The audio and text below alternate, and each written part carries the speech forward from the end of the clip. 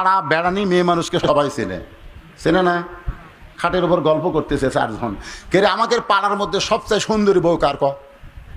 তখন একজন বলতেছে উমুকের বউ সবচাইতে সুন্দরী, উমুকের বউ সবচাইতে সুন্দরী। আর একজন বলে না, ওই পাড়ার আব্দুর রহিমের বউ সবচেয়ে সুন্দরী।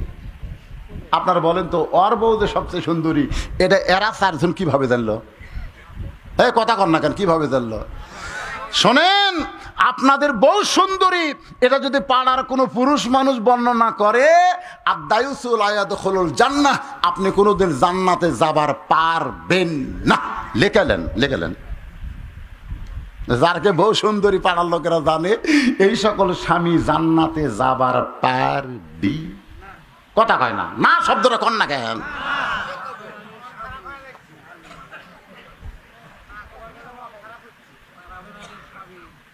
হ্যাঁ, মেয়ে মানুষের জন্য জোরে কোরআন শরীফ পড়া যায় না, জানেন?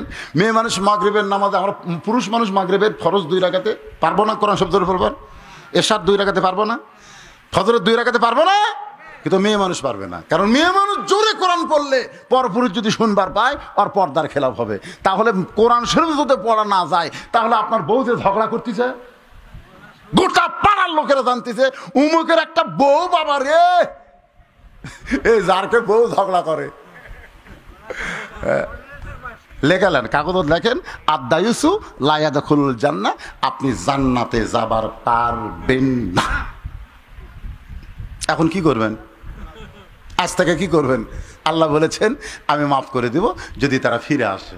যদি ফিরে আসে, আজকে বাড়ির যা বইয়ের টুটি ধরবেন। টুটি বোঝেন না? হ্যাঁ, আমি আমার বইয়ের টুটি ধরছিলাম, আমি বইয়ের টুটি ধরছি, মারিনি, খালি ধরছি।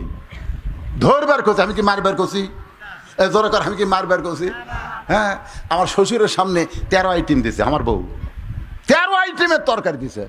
শ্বশুর খায় না, জোর করে খাওয়ায়।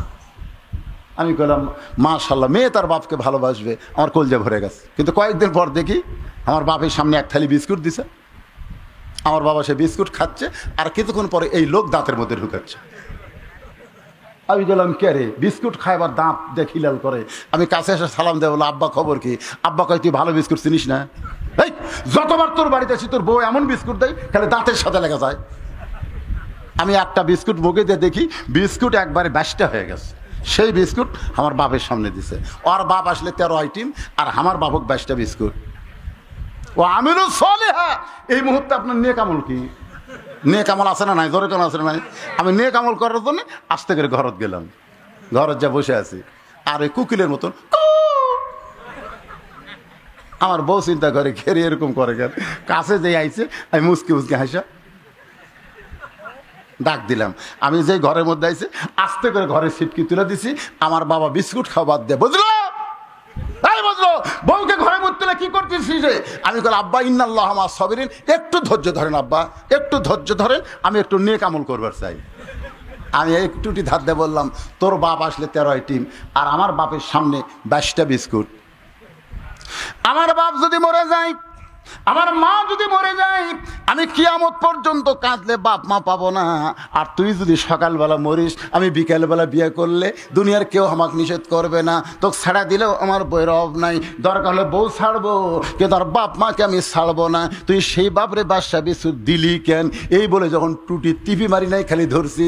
বউ কান্দের বলে, স্বামী গো, আজ যা বুঝবার পারছি আপনি আসল মানুষ, আপনি আসল মানুষ, আর ভেজাল চলবে না।